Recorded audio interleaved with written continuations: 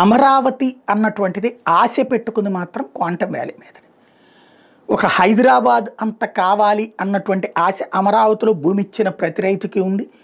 4 లక్షల భూమి 40 కోట్లు అవ్వాలన్నటువంటి ఆశ ఉంది. ఆ ఆశే వాళ్ళకి ప్రాణాలు తెగించేలా ప్రభుత్వం మీద పోరాడేలా చేసింది.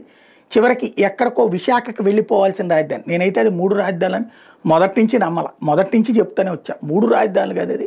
మిగతా ప్రాంతాలకు కూడా కొంత ప్రయోజనం చేకూర్చేట పని. అసలు రాజధానిని షిఫ్ట్ చేస్తున్నారు అన్నటువంటిది. విశాఖపట్నానికి షిఫ్ట్ చేసే ప్రక్రియ చేపట్టారు అన్నటువంటి. అట్లాగా షిఫ్ట్ అవుతున్నటువంటి రాజధానిని ఆపి తమ దగ్గరే అట్టి పెట్టుకునేటటువంటి దాంట్లో వాళ్ళ ఆశ నమ్మకం ఇక్కడ అభివృద్ధి జరుగుతుందని. దానికి చంద్రబాబు గారు ఇప్పుడు ముందుకు తీసుకెళ్లేటటువంటి ప్రక్రియలో క్వాంటమ్ వ్యాలీ అన్నటువంటి కాన్సెప్ట్ ఇక్కడ ప్రధానమైనటువంటి అంశం. ఎందుకంటే మ్యానుఫ్యాక్చరింగ్ సెక్టార్ లాంటిది ఈ ప్రాంతంలో సస్టైన్ కాదు.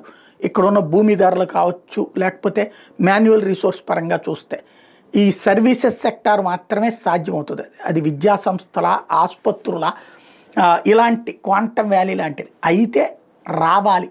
బెంగళూరు, చెన్నై ఇట్లాగా మహానగరాల్లో మాత్రమే ఉంటామనేటటువంటి టెక్నికల్ ఎక్స్పర్ట్స్ ఇక్కడికి రావాల్సిన అవసరం ఉంది.